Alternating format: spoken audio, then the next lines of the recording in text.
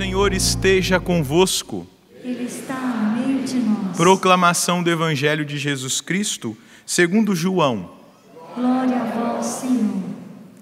Deus amou tanto o mundo que deu seu Filho unigênito, para que não morra todo que nele crê, mas tenha a vida eterna.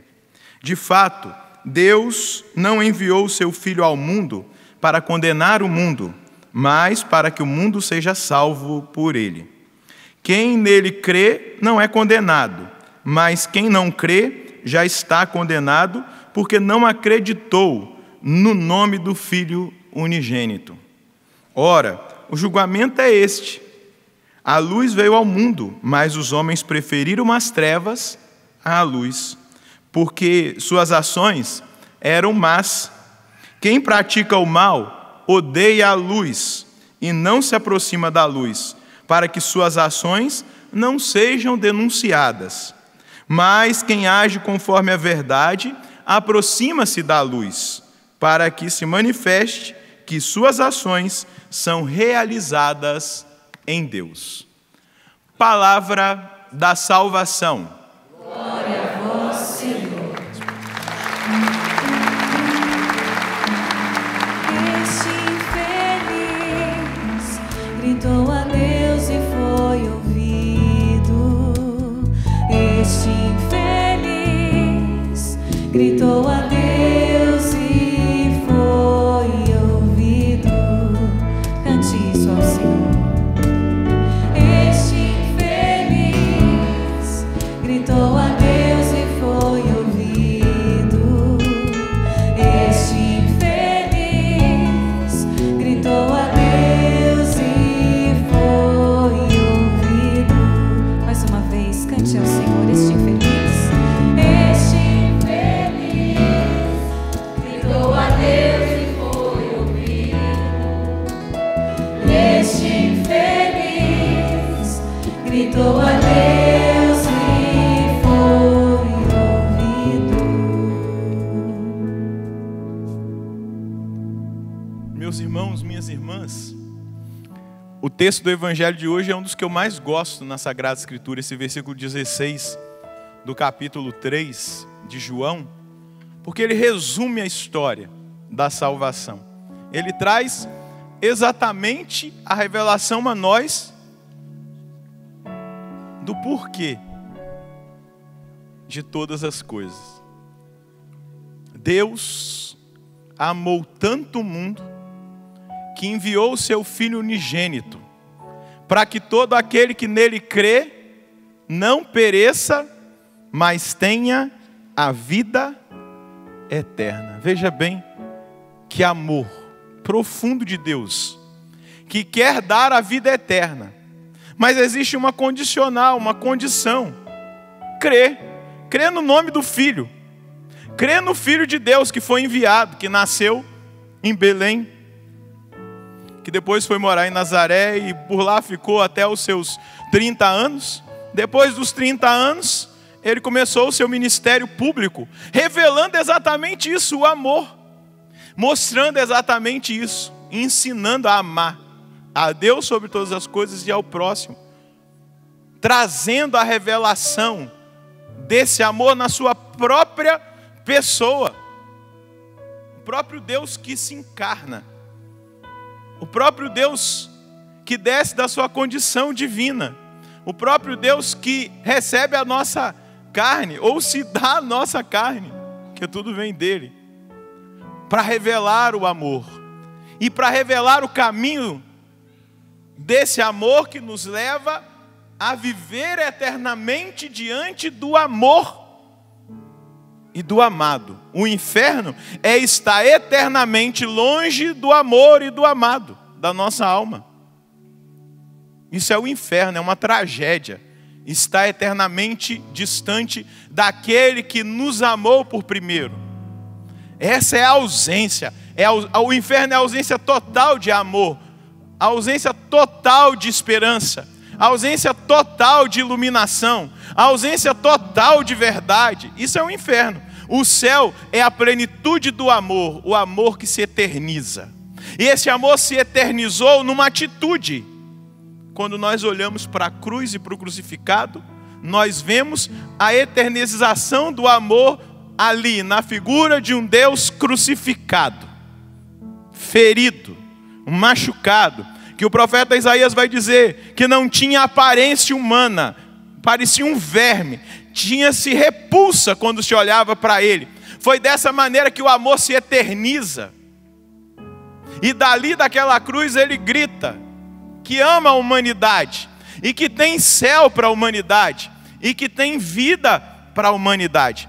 Esse versículo traz o resumo do mistério salvífico. Um Deus que tanto amou o mundo, que entregou o seu Filho unigênito, para que todo aquele que nele crê não pereça, mas tenha a vida eterna. Tudo que o Senhor viveu, tudo que o Senhor fez, foi para nos levar a essa experiência de eternidade. E ter fé, como hoje vai dizer, todo aquele que nele crê, ter fé é aceitar esse amor, é aderir a esses ensinamentos que o amor veio trazer. Eu gosto sempre de referir São Francisco de Assis, depois que experimentou esse amor, depois que teve um encontro pessoal com Jesus, ele que era um homem promíscuo, que vivia uma vida completamente desregrada, nas riquezas e nas facilidades que a riqueza oferecia, porque o seu pai era dono de uma loja de panos, né? Era dono de uma, como que a gente chama hoje, onde vende pano? De tecidos, né? Aí ele tem um encontro com Jesus, na figura de um leproso, e ali a vida dele é transformada, e ele entende o quanto ele é amado, e ele abandona a riqueza, ele abandona os prazeres do mundo, e vai viver com os pobres, e começa uma grande obra de avivamento naquela realidade. A história diz que Francisco, quando contemplava o crucificado, ele chorava compulsivamente, porque ele sentia o amor que estava revelado ali na cruz. E Francisco muitas vezes foi considerado um louco, porque ele subia nos montes de Assis. Eu já tive a oportunidade de ir lá em Assis várias vezes, e são montanhas. E ele subia nos montes de Assis e gritava: o amor não é amado, o amor não é amado. No entanto, que ele era chamado do louco de Assis, mas louco de amor. Louco porque compreendeu o amor, o que verdadeiramente é o amor. Louco porque viveu a experiência de ser profundamente tocado e de ter na sua vida uma decisão de aderir aos ensinamentos do Mestre, de amar, de ser influenciado pela doutrina que Jesus trouxe, de viver a vida marcada pela cultura do reino.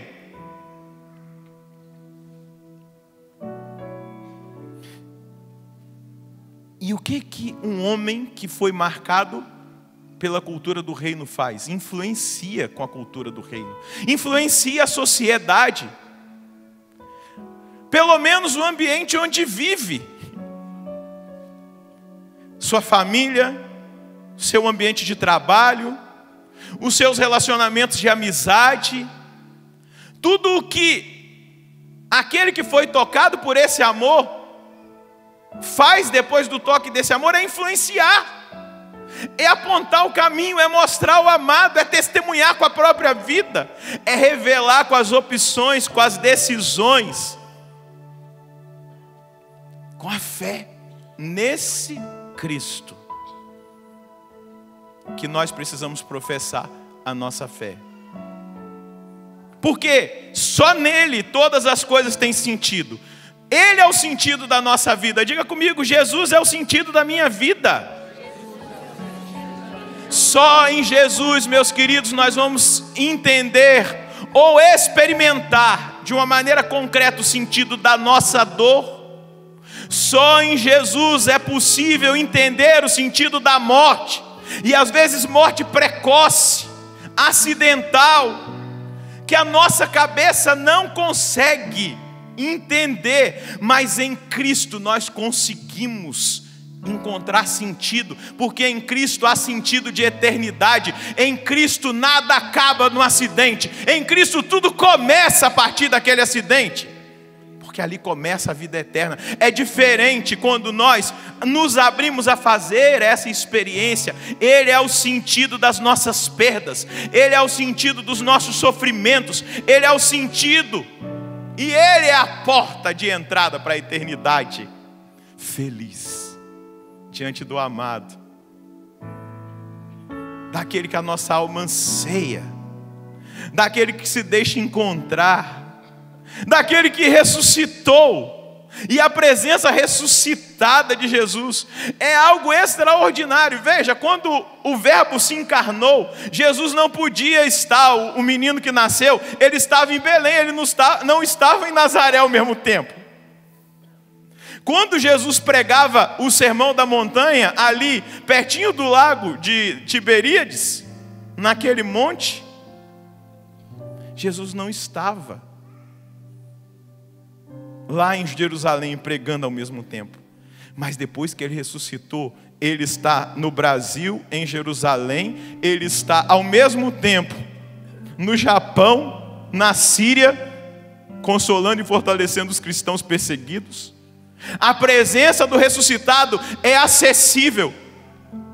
Pedro, quando falava com Jesus, não era possível ao mesmo tempo João, se estivesse em Cafarnaum, e Pedro conversando com Jesus em Jerusalém, João conversar com Jesus ao mesmo tempo. Depois que Jesus ressuscitou, nós podemos falar com Ele ao mesmo tempo. Nós temos acesso, e Ele fala comigo na minha casa, na sua casa, na igreja, na hora que você está orando, porque essa presença ressuscitada desse amado das nossas almas nos dá essa possibilidade de nos aproximarmos dele. Ele traz o sentido de todas as coisas, porque em nenhum outro a salvação, só nele. Em nenhum outro a resposta, só nele. Ele é a resposta, Ele é o sentido, Ele é a vida, Ele é a alegria, Ele é o amor.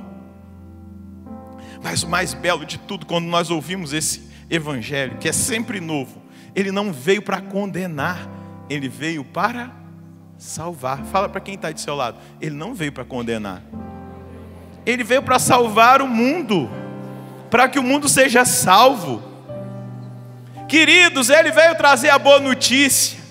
Queridas, Ele veio trazer a misericórdia, Ele veio trazer a nova chance, Jesus veio trazer a nova vida.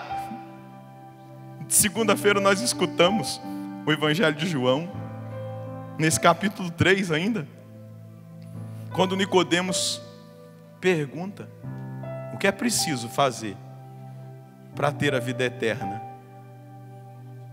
E Jesus vai dizer: necessário vos é nascer de novo. Necessário é nascer do alto, é nascer da água, é nascer do Espírito. E o que eu quero dizer para você nessa noite, quarta-feira, dessa segunda semana do tempo pascal, nós que estamos aqui, vocês que me acompanham de casa, que me escutam, que me assistem, você que vai ter acesso a essa homilia depois, que vai escutar essa mensagem, eu e você, todos nós, precisamos verdadeiramente caminhar numa vida nova. É impossível se ter um encontro pessoal com Jesus verdadeiro e continuar na velharia do passado, continuar naquelas mesmas realidades. Se nós nos abrirmos verdadeiramente, esse trabalho de mudança é contínuo na nossa vida, é continuado. Ele vai nos purificando, Ele vai gerando o homem novo, a mulher nova, à medida que nós vamos nos abrindo, à medida que nós vamos deixando Ele tocar no nosso caráter, à medida que nós vamos deixando Ele tocar no nosso temperamento, à medida que nós vamos deixando Ele transformar aquilo que em nós era vício, passando para as virtudes, quando nós deixamos o Espírito Santo agir em nós, quando nós nos colocamos e recorremos ao ressuscitado.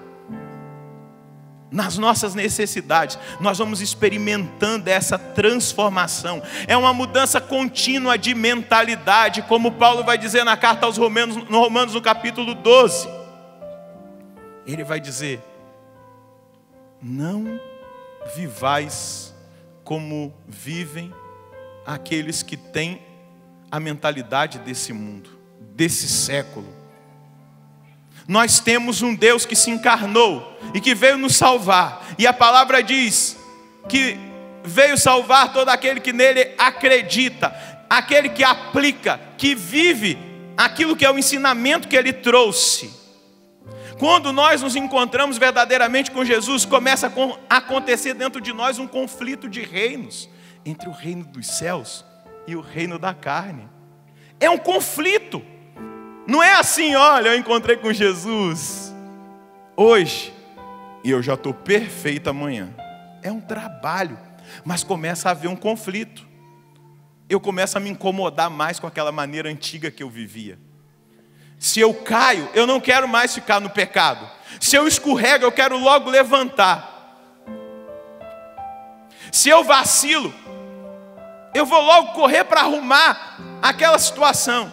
Se existe um conflito entre marido e esposa, se os dois experimentaram essa cultura do reino, eles logo vão aplicar aquilo que Jesus ensinou: perdoar até 70 vezes 7, vão se reconciliar, porque quem experimenta Jesus se deixa influenciar pela cultura, e a cultura que Jesus veio trazer e ensinar a nós é a cultura do perdão, é a cultura da reconciliação. Não é cultura de Big Brother, de eliminar, de desistir das pessoas, mas é cultura de reconquistar. Quem foi influenciado pelo reino de Deus, quem experimentou o reino de Deus, não olha para um pecador e diz aí: poxa, está condenado e eu estou salvo, meu irmão.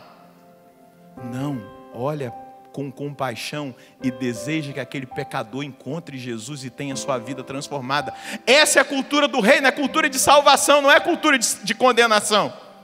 Quem encontra verdadeiramente Jesus e começa a se deixar modelar pela mentalidade do reino, tem paixão pelas almas, não se contenta. Nós vamos ver agora em maio a canonização dos pastorinhos de Fátima, Francisco e Jacinta, que começaram ali crianças, 7, 8 anos, a se penitenciar pela salvação dos pecadores, porque tinham paixão pelas almas.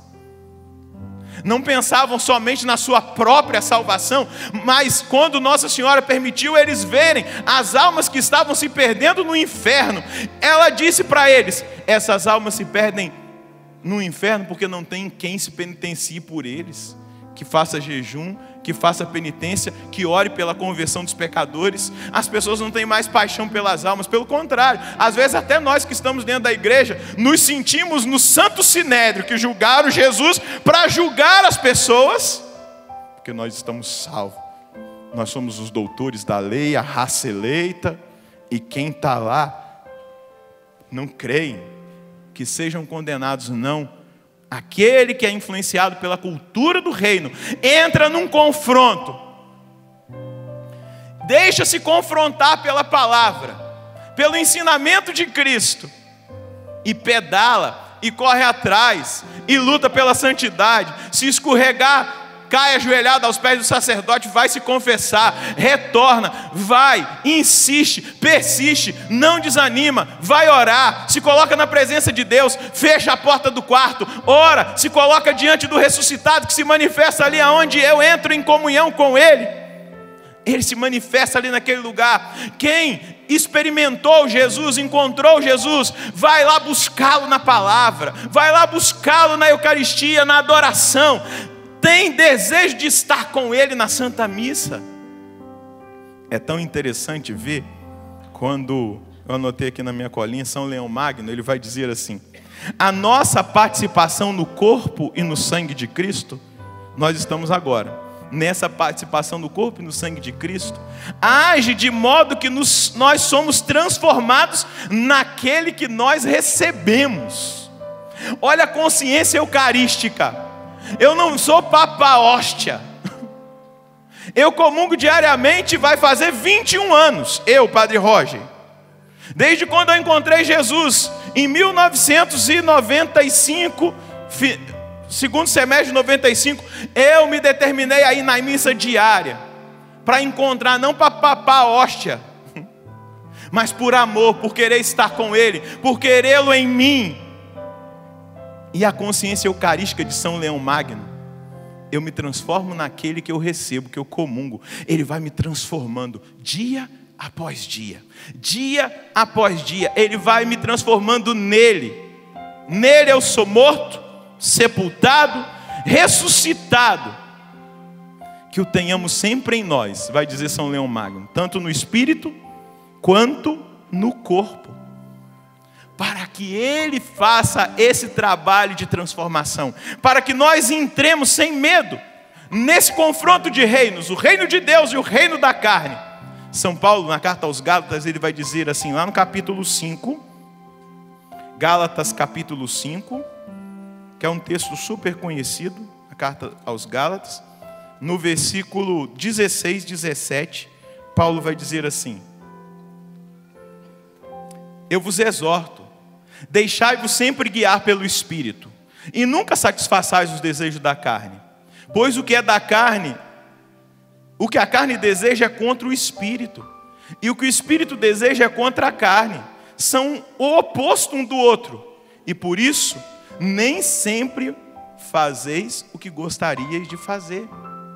Quando eu encontro Jesus, eu não posso mais fazer o que eu quero fazer, mas o que Ele quer é diferente.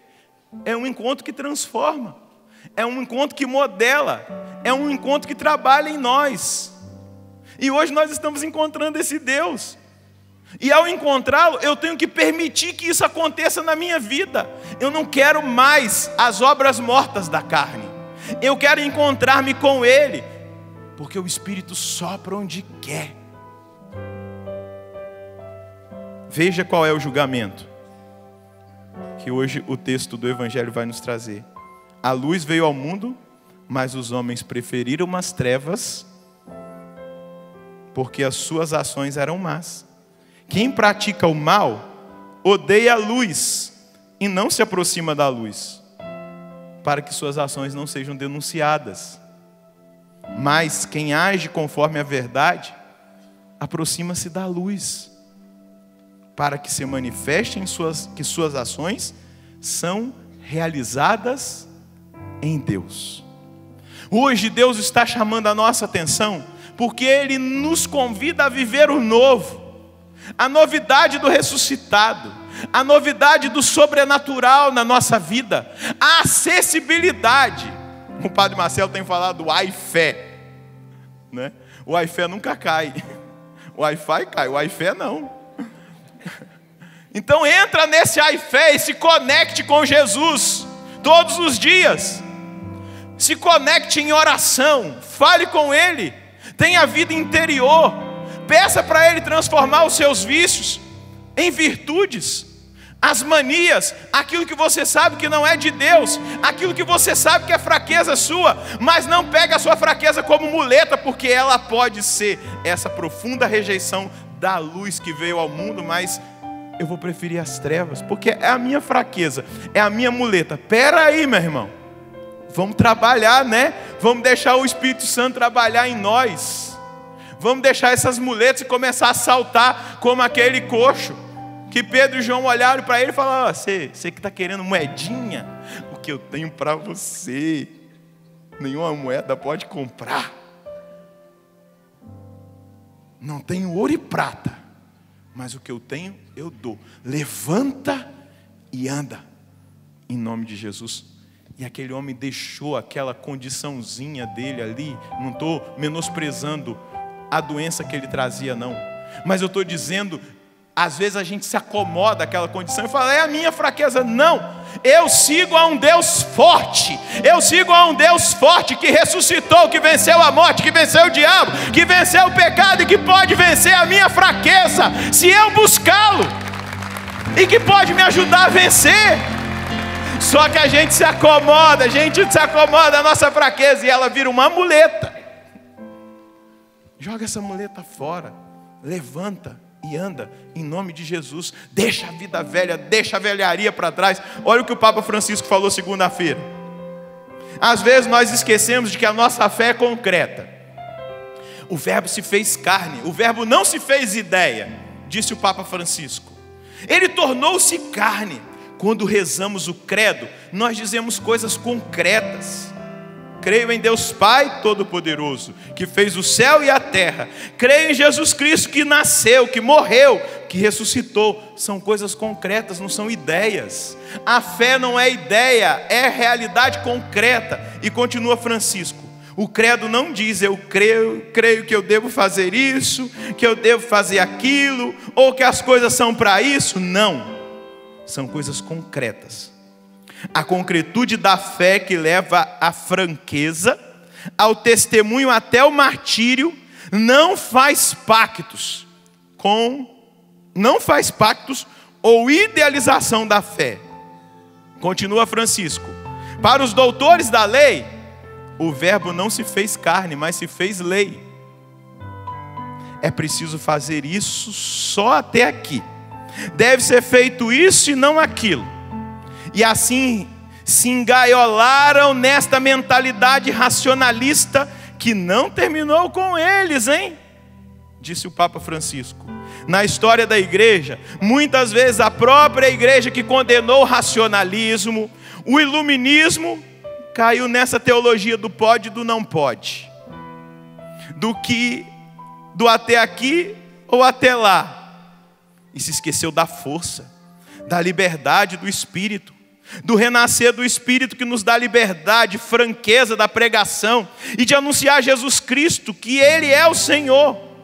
Eu vi o avivamento aqui dentro das palavras do Papa Francisco. Só pode até aqui, esse povo é muito exagerado, o jeito deles rezar.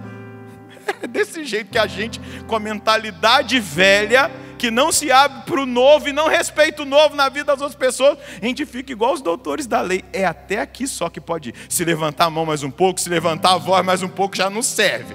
Porque é só até aqui. É o limite que o doutor da lei coloca. Mas o Espírito Santo não tem limite.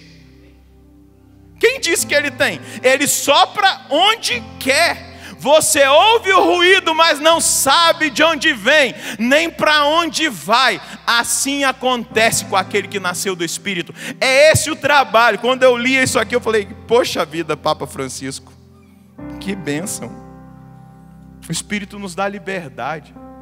Claro que nós temos que ter prudência. Claro que nós temos que ter limites. Não limites no Espírito. Claro que nós temos que ter equilíbrio. Não estou tirando nada disso aqui, mas eu estou dizendo que o Espírito Santo não está condicionado à minha maneira de pensar. Ele age do jeito que Ele quer e muitas vezes Ele assusta. O novo assusta. Peçamos ao Senhor esta experiência, diz o Papa, do Espírito Santo que vai e vem e nos leva adiante. Do Espírito que nos dá a unção da fé, a unção da concretude da fé. O vento sopra onde quer e ouve a sua voz, mas não sabe de onde vem. Teve uma vez aí que queriam estocar vento. Não sei se vocês lembram. Mas vento não estoca, gente. Vento não prende, o vento é livre. Ele é livre, não tem como estocar para vender, para guardar. Ele estoura qualquer realidade, ele arranca a árvore. Ele move as dunas. Ele faz o que ele quiser. Ele é vento. O vento sopra onde quer, se ouve o ruído, mas não se sabe de onde vem nem para onde vai. Assim é todo aquele que nasce do Espírito. Ouve a voz. O Papa está dizendo, segue o vento. Segue a voz do Espírito sem saber onde terminará. Não queira saber o final da história. Seja livre. Deixa Ele te levar. Vai nas asas dEle. Deixa Ele te libertar das estruturas velhas. Deixa Ele te libertar da velharia, do pecado, do passado, da vida velha. Deixa Ele construir o novo. Deixa a obra da ressurreição acontecer na sua vida. Pois, diz o Papa, optou pela fé concreta, e pelo renascimento do Espírito. Que o Senhor nos dê a todos nós esse Espírito pascal, a fim de caminhar nas estradas do Espírito, sem acordos, sem rigidez, mas com a liberdade de anunciar Jesus Cristo, assim como Ele veio, na carne. E aí eu quero concluir com aquilo que a primeira leitura mostra. Aqueles homens tentaram prender o Espírito, não é isso? Vocês viram? Colocaram os apóstolos dentro da cadeia. E o que aconteceu? Dá um longa-metragem isso aqui, né? Imagina, um anjo entra lá, as portas estão fechadas. Ele tira os apóstolos com as portas fechadas e fala: olha, Deus disse para vocês ensinar esse modo de viver. Vão falar, vão lá para o templo. Ninguém pode prender o que é de Deus. Ninguém pode impedir o que Deus quer. É tolo o homem que resiste ao que Deus quer, ao novo de Deus. É tolo, perde tempo. Quem fica resistindo, perde tempo. E aí eles são tirados de lá, de dentro daquela cadeia, porque não há portas fechadas para o Evangelho, não há portas fechadas para o anúncio de Jesus Cristo, não há portas fechadas para o novo. E quando os tolos que queriam impedir o que o Espírito queria fazer, mandaram buscar os apóstolos, o que eles encontraram? Vento. Não tinha ninguém lá. Ué, mas onde eles estão? Os soldados estavam na porta, a porta estava trancada. Para onde eles foram? Estão anunciando lá no templo, porque ninguém pode impedir o que Deus quer fazer. Só você pode impedir o que Deus quer fazer na sua vida, fechando o coração, porque Deus não vai violentar, rasgar o seu coração. Ele não é Deus de violência, Ele é um vento, e às vezes suave, como o que Elias experimentou lá no monte, quando ele queria desistir. Mas Ele é um Deus que trabalha, Ele é um Deus que transforma, porque Ele veio salvar e não condenar. Ele veio para que nós tenhamos vida em abundância. Ele veio para que nós sejamos homens e mulheres que aspiram pela eternidade que Ele conquistou. Vale a pena renunciar à velharia, vale a pena renunciar às obras mortas da carne, vale a pena não fazer aquilo que a gente quer, mas fazer o que Ele quer. Porque eu termino com o que brilhantemente o apóstolo Paulo traz como revelação. O que Deus preparou para aqueles que o amam, nenhum olho viu, nenhum ouvido ouviu, o coração algum foi capaz de sentir. Feche os seus olhos, traz a sua mão sobre o seu coração e deseja esse novo. Fala para Deus aí agora em oração. Ai, Padre, eu não sei orar. Gente, você não sabe conversar com seu amigo, com a sua esposa, com seu pai, com a sua mãe? Orar e conversar com Deus. Então conversa com Ele aí agora e fala: eu quero vida nova. Fala para Ele: eu quero esse novo na minha vida. Eu quero sair de tudo aquilo que é velho, de tudo aquilo que está me paralisando, de tudo aquilo que está me colocando em condição de paralisia espiritual. Eu quero o novo.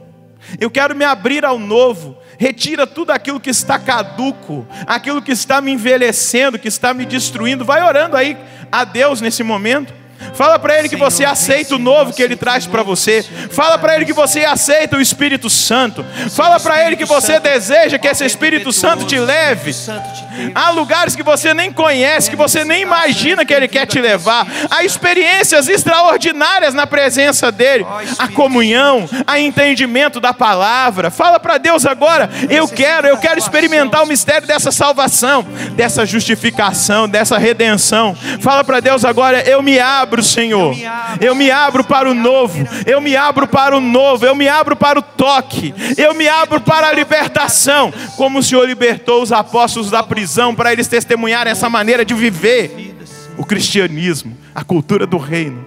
Liberta-me de tudo aquilo que me impedia testemunhar a sua verdade e o seu amor.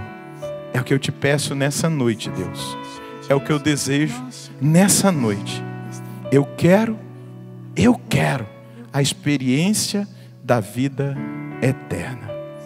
Eu quero.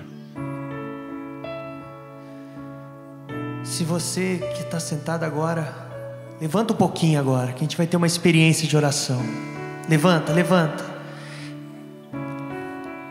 E canta essa canção. Minha alma tem sede de ti, ó meu Deus. Minha alma tem sede de ti, ó meu Deus. Minha alma anseia. Minha alma suspira por ti. É só isso, canta. Minha alma tem sede. Minha alma tem sede de ti, ó meu Deus. Minha alma suspira por ti. Ergue os seus braços. Se você tem essa sede, minha alma declara para ele agora. De ti, ó meu Deus. Minha alma suspira. Minha alma suspira por ti. Sopra em nós. Canta para ele. Sopra em nós. Sopra em nós. Sopra em nós.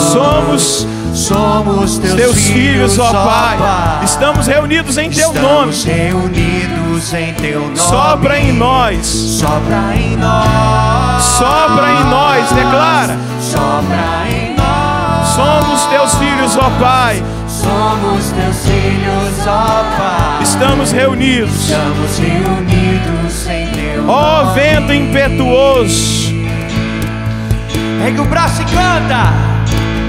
Ó vento impetuoso, vem sobre este lugar. Fortalece o que é fraco com teu poder. Rasgue o céu, ó meu Pai. Sopra hoje aqui. Vem, Espírito Santo.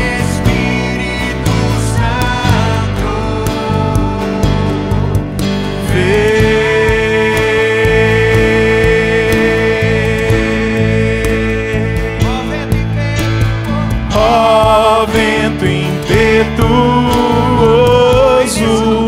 vem desse lugar, fortalece o que é fraco com teu poder. Rasgue o céu, ó meu Pai. Sopra hoje aqui, vem Espírito Santo. Traz a sua mão sobre o seu coração. Diga, fortalece o que é fraco. Fortalece o que é Diga, fraco. eu sou fraco. Eu sou muito fraco. E eu te peço, Senhor. Eu te peço, Senhor. Fortalece o que é fraco. Fortalece o que é fraco. Fortaleça-me, Senhor. Fortaleça-me, Para que eu testemunhe, para que eu acolha a luz a luz que é o Senhor Jesus. que é o Senhor. Para que eu aspire Para que eu aspire dia após dia dia após a eternidade. a eternidade. Para que eu acolha esse amor. Para que eu acolha esse amor. Fortalece o que é fraco Fortalece o que é com teu poder. Com teu Rasgue o céu, ó meu Pai. paz no céu. Sopra hoje aqui. Sobra hoje aqui. Vem, Espírito Santo. Vem, Espírito Vem, Espírito Santo. Santo. Vem, Vem, Espírito Santo. Declara. Ó vento impetuoso, vem neste lugar. Fortalece o que é fraco com teu poder. Rasgue o céu, meu Pai. Sopra hoje aqui. Vem Espírito Santo. diga para ele obrigado, Espírito Santo. Obrigado, Espírito Santo. Porque eu sei, Porque eu sei. quando eu clamo, Quando eu clamo, quando eu aspiro verdadeiramente, quando eu aspiro verdadeiramente, quando eu me abro, quando eu me abro, o Senhor age na minha o vida. Senhor age na minha vida. Amém. Louvado seja nosso Senhor Jesus Cristo. Sempre seja louvado.